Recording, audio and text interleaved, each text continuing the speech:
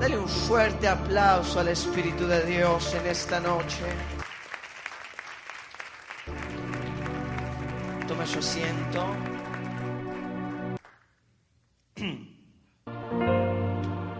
Abra su Biblia, por favor, en el libro de Segunda de Crónicas, capítulo 5. En el versículo 6, por favor. Bienvenidos a la casa de Dios. Dios tiene algo grande que darte, Dios tiene algo grande que impartirte, Dios tiene algo grande que ministrarte, que enseñarte. Y este es un día de victoria. ¿Cuántos dicen amén? ¿Cuántos creen que este es un día de victoria? Ya hoy estamos viviendo el día tercero de esta campaña gloriosa. Mañana es el cuarto y el domingo con gran expectativa el quinto y los 2 servicios. Amén. Dios tiene cosas grandes. Dile que está a la par, Dios tiene cosas grandes. Desde que me levanto de buena mañana, Dios tiene cosas grandes. Por el atardecer, Dios tiene cosas grandes. En la noche Dios tiene cosas grandes.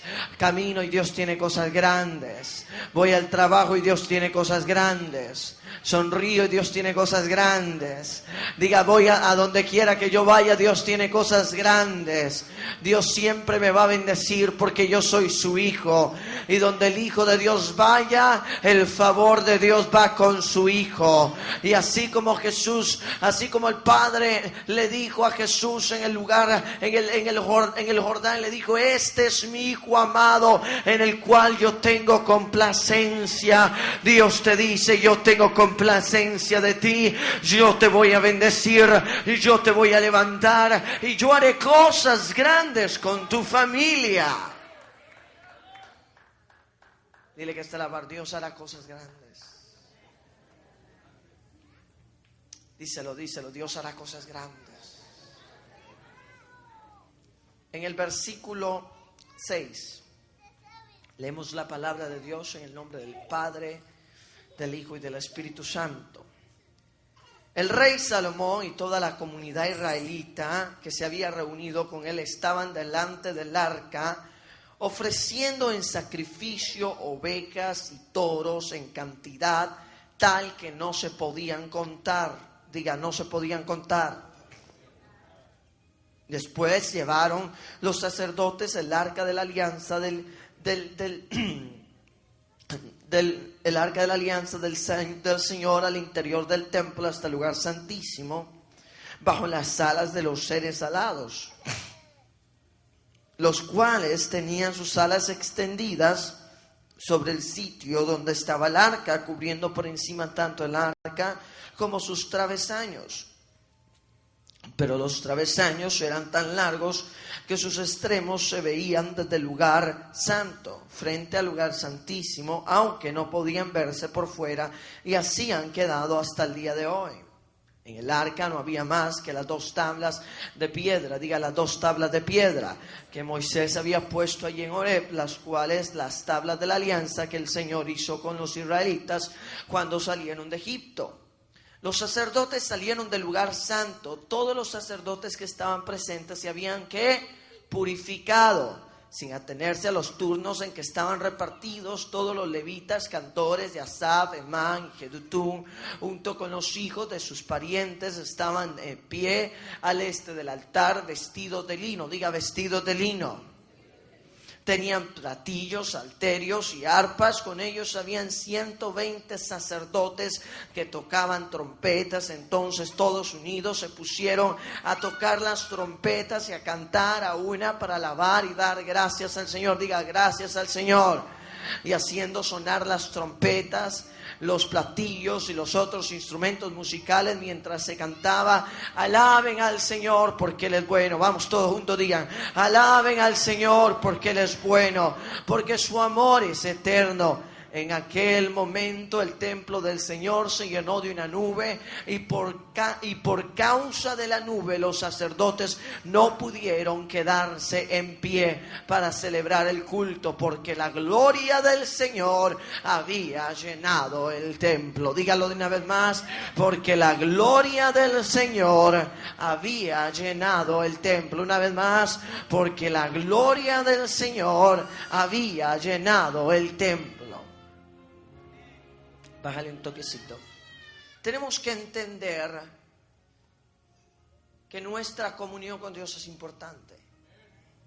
Y hoy yo quisiera hablar más rápidamente, sobre un tema tan importante como la comunión con Dios.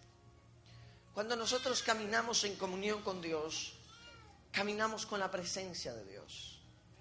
Cuando nosotros caminamos con la presencia de Dios, caminamos con el poder de Dios. Cuando nosotros caminamos con el poder de Dios, ciertamente nos va a ocurrir lo que dice la palabra de Dios: y señales y prodigios seguirán a los que creen. He dicho, señales y prodigios seguirán a los que creen.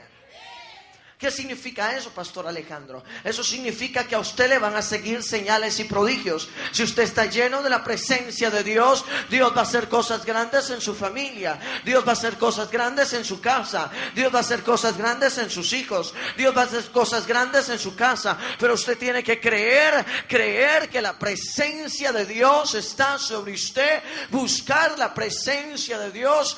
Todo cristiano que represente la embajada de Cristo en la tierra tiene que estar lleno de la presencia de Dios.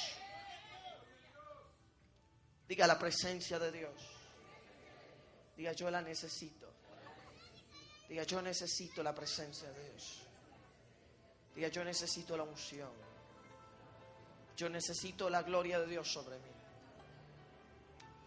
Escuche, pueblo, cuando hablamos de la gloria de Dios, hablamos de su gloria, de su personalidad. Cuando hablamos de la presencia de Dios, hablamos de la llenura del Espíritu Santo en nosotros. Hay algo que nos hace diferentes. Hay algo que donde tú entras, y yo siempre he dicho esto, cuando tú entras a un banco, ¿qué ambiente hay? ¿Ambiente de restaurante o ambiente de banco? Ambiente de banco. Cuando tú entras a un restaurante, ¿qué ambiente hay? Ambiente de comida. Hola. Cuando tú entras a un taller, ¿qué ambiente hay? Ambiente de grasa, de taller. Tú no vas a encontrar un ambiente fino en un taller, ¿verdad que no? ¿Qué ambiente hay? Un ambiente duro, un ambiente de trabajo. Cuando tú llegas a un aserradero, ¿qué ambiente hay? De polvo. En cada lugar tiene su propio ambiente. Pero cuando nosotros llegamos al templo, nosotros tenemos que encontrar la diferencia, que este no es un centro comercial, esta no es una farmacia, aquí no hay un ambiente cualquiera, aquí está la presencia de Dios, aquí reposa la gloria de Dios, los 24 horas del día, aquí reposa la presencia de Dios, aquí reposa la gloria de Dios. Vamos, dígame, aquí reposa el Shekinah de Dios, en su casa reposa la presencia de Dios. Dígame, dígame. En mi casa reposa, ¿qué?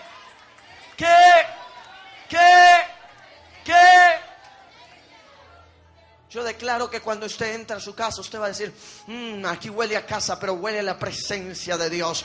Desde que usted abra la puerta de su cuarto, usted va a sentir la presencia de Dios. Ahora, ¿cómo hacemos para que en nuestras casas el ambiente de casa se torne a un altar de Dios?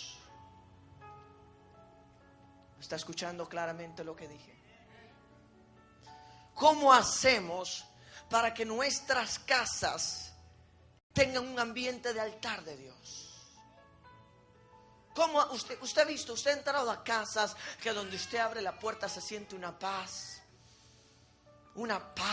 que sobrepasa todo entendimiento? Usted ha entrado a esas casas que donde entra a tu casa, donde entra a esa casa hay orden, hay limpieza, hay paz, pero más del orden y de la limpieza hay una paz.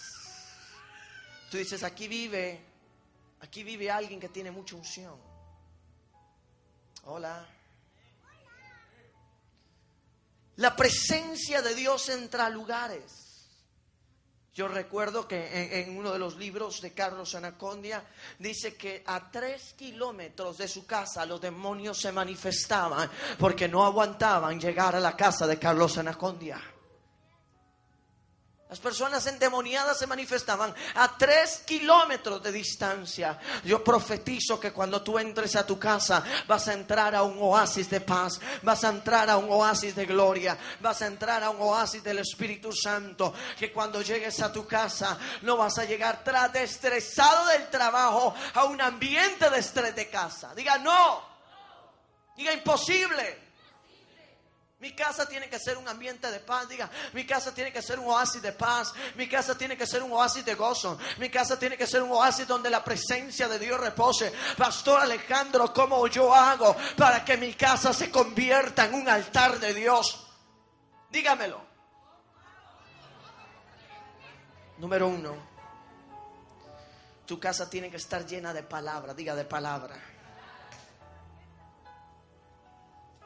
Tienes que tener mucho cuidado con lo que pones en tu casa.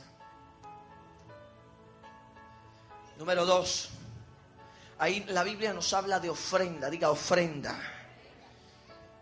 Pero habla de una ofrenda de espíritu. Habla de una ofrenda de que se ofrendó todo. O sea que se dio todo. Se dieron todos los machos cabríos. Se dieron todas las ofrendas de vacas, de toros. Y dice que llegó un momento que no se podía ni... A ver, pueblo, no se podía ni contar. ¿Por qué no se podía contar? Porque era mucho. O sea que no se podía contar. Y lo número 1 que nos menciona antes de que la nube visite el lugar es que hubo ofrenda. ¿Tú quieres que tu casa esté llena de la gloria de Dios?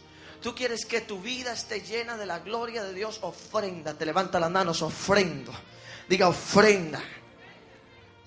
Donde quiera que tú te postres y hagas un altar de Dios. Hay personas que dicen, a mí me gusta orar en este cuarto, a mí me gusta orar detrás del closet, a mí me gusta orar en donde quieras poner tu altar de Dios en tu casa. Que cuando tú llegues ahí te ofrendes, amado. Desconecta el teléfono, desconecta el celular, desconecta todo lo que tengas que desconectar, pero conéctate con Dios, conéctate con tu Padre, conéctate con el que te da la revelación, conéctate con el que te da vida, conéctate con el poder de Dios.